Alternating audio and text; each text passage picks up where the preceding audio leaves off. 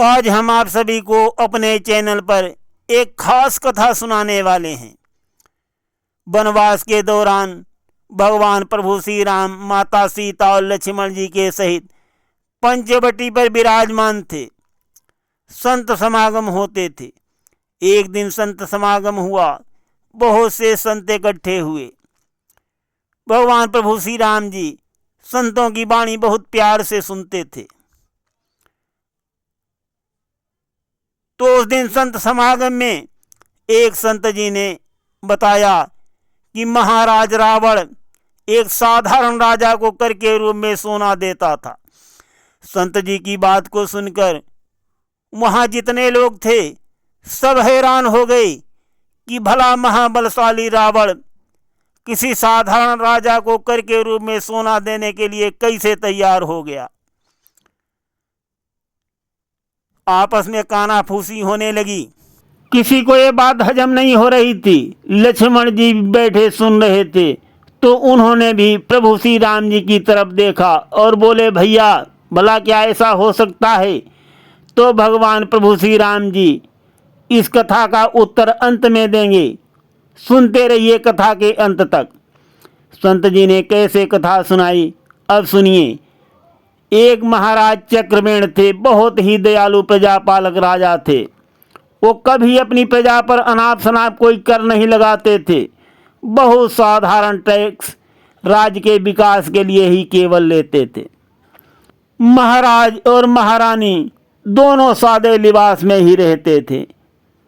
महारानी के पास कोई आभूषण भी नहीं थे खास। हमेशा सिंपल स्वभाव के थे दोनों लोग और खुद अपनी गुजारे के लिए खेती बाड़ी करके अपना काम चलाते थे। अपना खर्चा वो कभी भी किसी टैक्स से नहीं लेते थे। दोनों राजा और रानी मिलकर के खेती बाड़ी करते थे। एक बार क्या हुआ, एक गांव में बहुत बड़ा समारोह हुआ। उसमें महारानी को बुलाया गया। महारानी बिना आभूषणों के सादे कपड़ों में वहाँ गईं। उनको उच्च स्थान दिया गया। महारानी बैठी परंतु कपड़े सादे ही थे। ये देख करके प्रजा में कानाफूसी होने लगी। वहाँ प्रजाजन की इकट्ठी महिलाएं कहने लगीं, अरे महारानी को कम से कम आज तो कुछ आभूषण और अच्छे कपड़े पहन के आना चाहिए था। इन्होंने तो हमारी भी नाक कटा दी। कुछ महिलाओं से नहीं रहा गया। उन्होंने जाकर के महारानी के सामने कह दिया, अरे महारानी आप हमारी अन्नदाता हैं और आज समारोह में आप बहुत सादे कपड़े पहने हुए हैं। ये हम सबको अच्छा नहीं लग रहा। कम से कम आज के दिन तो आपको राशि ठाठ में आना चाहिए था। महारानी को उनकी बातों का बहुत प्रभाव पड़ा और वो समारोह से घर में आई तो उन्होंने ये बात राजा साहब से कही कि आज मेरा बहुत अपमान हुआ है। मेरे पास कोई गहने नहीं हैं। हमसे तो अच्छे गहने और आभूषण कपड़े पहन करके प्रजाजन समारोह में गई थी महिलाएं और वहाँ हमारी प्रजाजनों की महिलाओं ने हमसे ये कह भी दिया है। बहुत बेइज्जती हुई है महाराज आज मेरी। मेरे लिए कुछ आभूषण अवश्य बनवाओ, कुछ भी हो। राजा साहब बोले कि देखो हम लोग खेती बाड़ी से अपना काम चलाते हैं। जो टैक्स आता है थोड़ा बहुत वो हम राज्य के विकास में खर्चा कर देते हैं। इतना नहीं हो पाता जो हम तुम्हारे लिए आभूषण बनवाएं। परंतु अब तुमने कहा है तो मैं कुछ न कुछ इंतजाम करूंगा। ये महाराज ने महारानी को आश्वासन दे दिया। उसके बाद महाराज जब रात्रि में विश्राम करने लगे तब उनका ध्यान इधर उधर दौड़ा। सोचने लगे कि सोना कहाँ से लाया जाए। महाराज को अचानक ध्यान आ गया कि लंका के राजा रावण के पास बहुत सोना है और अगर उसके पास से कर के रूप में मैं थोड़ा सोना ले भी लेता हूँ तो उसको कोई कठिनाई नहीं होगी। और किसी साधारण राजा से अगर मैंने सोना मांग दिया हो सकता हो उसको मुसीबत जाए। तो इसलिए उन्होंने विचार करके निर्णय कर लिया कि रावण से ही कर के रूप में सोना लेना उत्तम रहेगा। उन्होंने एक पत्र तैयार किया, उसमें सारा हाल लिखा। उसके बाद में लिख दिया कि मैं तुम्हारे ऊपर 60 किलो सोने का कर लगाता हूँ और अपने मंत्री को भेज रहा हूँ। आप हमारे मंत्री को 60 किलो सोना कर के रूप में दे दें। अगले दिन दरबार में जाकर के राजा साहब ने अपने मंत्री को बुलाया और सारी बात समझाई कि तुम ये मेरा पत्र लेकर के लंका को चले जाओ और महाराज रावण से 60 किलो सोना कर के रूप में ले करके आओ। राजा की आज्ञा पाकर मंत्री जी शीश झुका करके लंका के लिए रवाना हो गए और रावण के दरबार में पहुँचे। द्वारपालों से बताया कि महाराज रावण को खबर कर दो, महाराज चक्रवेण का मंत्री आया है आपसे मिलने के लिए। द्वारपालों ने जाकर के रावण को बताया तो रावण ने कहा कि ठीक है, आने दो। मंत्री जी पहुँचे, महाराज रावण को शीश झुकाया तो रावण ने पूछा, कहो कैसे आना हुआ? तो मंत्री जी ने वो पत्र रावण को पकड़ा दिया। रावण पत्र पढ़ते ही हूं करके बड़ी तेज तेज गुर्राने लगा, लाल लाल आंखें कर लिया। ये रावण का हाल देख करके मंत्री जी बोले, क्या हुआ महाराज? रावण बोला, तुम्हारा राजा सठी आ गया है, मेरे ऊपर कर लगा रहा है। ऐसी तुम्हारे राजा की हिम्मत, मैं उसका राज उलट पुलट कर दूंगा। रावण अनाप शनाप बकने लगा। मंत्री जी बोले कि महाराज रावण, ज़्यादा बात मत बढ़ाओ और जो मेरे महाराज ने तुम्हारे ऊपर कर लगाया है उसको अदा कर दो, नहीं तो अच्छाई नहीं होगी। रावण ने अपने सैनिकों से कहा, इसको यहाँ से भगा दो। मंत्री जी बोले, ठीक है महाराज, आज तो मैं जा रहा हूँ, तुमको एक दिन की मैं मोहलत देता हूँ। मेरे महाराज ने कहा था कि एक दिन की मोहलत दे देना और कल मैं फिर इसी समय आऊँगा और अगर तुमने सोना उस समय न दिया मेरा कर तो मैं तुम्हारी लंका चौपट कर दूंगा। ये कह करके महाराज चक्रवेण का मंत्री जो है वहाँ से चला गया और समुद्र के किनारे डेरा डाल दिया अपना, एक रात का इंतजार करने के लिए। वहाँ रावण जब अपने महलों में पहुँचा तो उसने हंसते हंसते अपनी महारानी मंदोदरी को ये बात बताई कि अरे अभी तो मुझे कल एक राजा को बंदी बनाना है। तो मंदोदरी हंस के पूछने लगी कि स्वामी, कौन से राजा को बंदी बनाना है? रावण बोला कि एक राजा सठिया गया है, राजा चक्रवेण, उसने मेरे ऊपर 60 किलो सोने का कर लगाया है। जैसे ही मंदोदरी ने महाराज चक्रवेण का नाम सुना वो घबरा गई और रावण से कहने लगी कि स्वामी, महाराज चक्रवेण ने अगर तुम्हारे ऊपर कर लगाया है तो तुरंत दे दो, देर मत करना। रावण चौंक गया, बोला, क्यों, कैसी बातें करती हो, मैं उसको कर दे दूं। मंदोदरी को रावण डांटने लगा। मंदोदरी ने कहा कि तुम अभी चक्रवेण की महिमा को नहीं जानते, मैं जानती हूँ। स्वामी, अगर तुमने महाराज चक्रवेण का अनादर किया और उनका कर भुगतान नहीं किया तो तुम अपनी लंका नहीं बचा पाओगे। रावण फिर गुर्राने लगा, डांटने लगा मंदोदरी को। बोला कि औरतों का ऐसा ही दिमाग होता है, वो हमेशा अपने पतियों को डराती धमकाती रहती हैं, लड़ाई से बहुत दूर रखती हैं।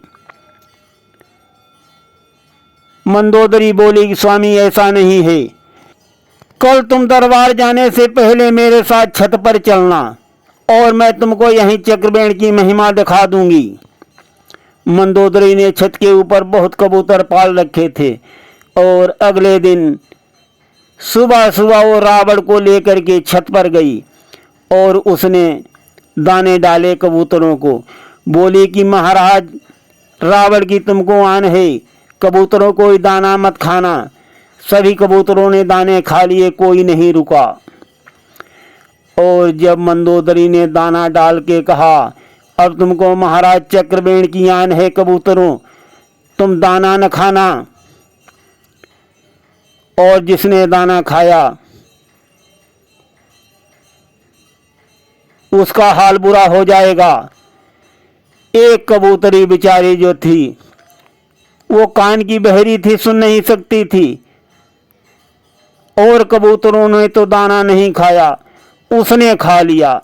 और जैसे ही उसने कबूतरी ने दाना खाया, उसका सिर जो है टुकड़े टुकड़े होकर के अलग गिरा जाकर। मंदोदरी रावण से बोली, देख लो स्वामी, मैंने इन कबूतरों को चक्रबेण की आन लगाई थी कि तुम दाना मत खाना।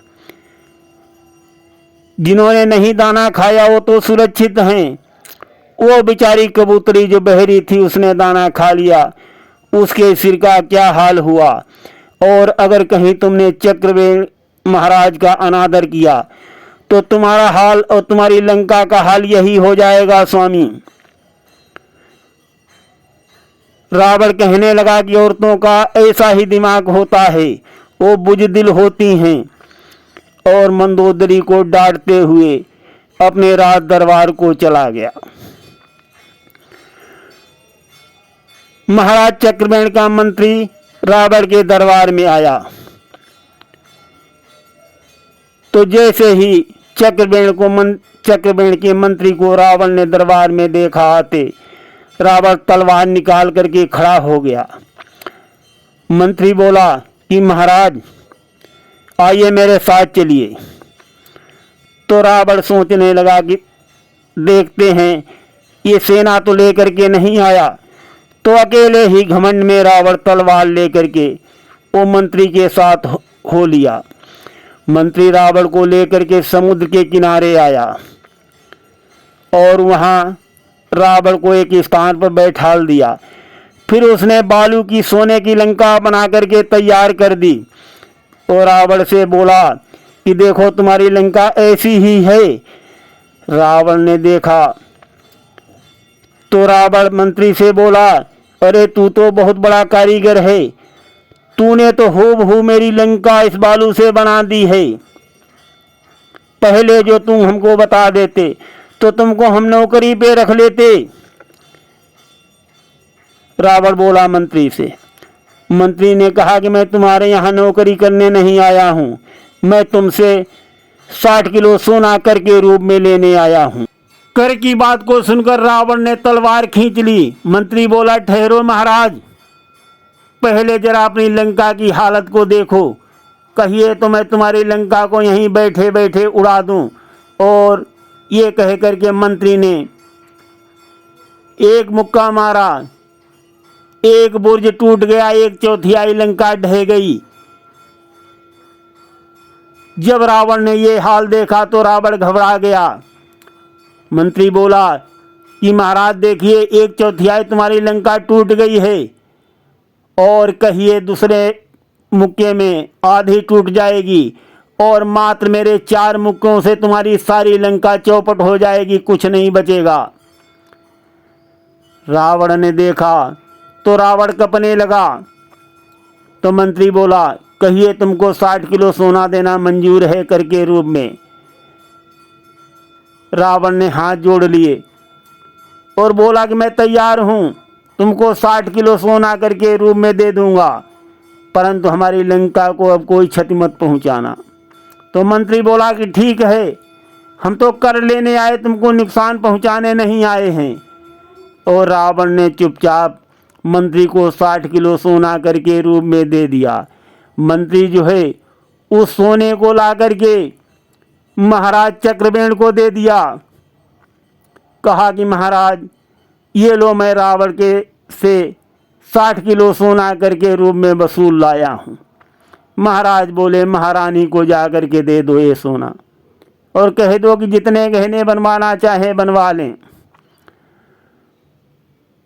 तो मंत्री महारानी के पास गया और 60 किलो सोना दे करके बोला कि महारानी ये 60 किलो सोना है, महाराज ने भेजा है, और तुम अपने गहने और आभूषण इससे जितने चाहो बनवा लो। तो महारानी ने पूछा मंत्री से, ये 60 किलो सोना कहाँ से आ गया? तो मंत्री ने बताया, ये महाराज रावण से महाराज ने कर के रूप में वसूला है। रावण का नाम सुन करके महाराज चक्रवेण की महारानी कांपने लगी, बोली अरे मेरे लिए मेरे स्वामी ने रावण से कर वसूला है, रावण से। उनको भी भरोसा नहीं हो रहा था। मंत्री जी बोले हाँ। यहाँ तक कथा सुनाने के बाद संत जी रुक गए।